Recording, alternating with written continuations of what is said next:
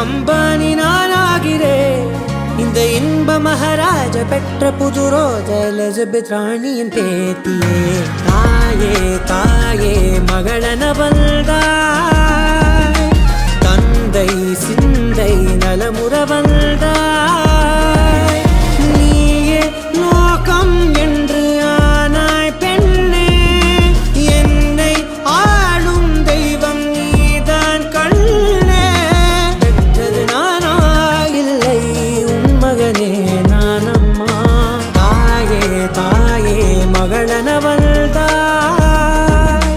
தந்தை சிந்தை நலமுற வந்தாய்.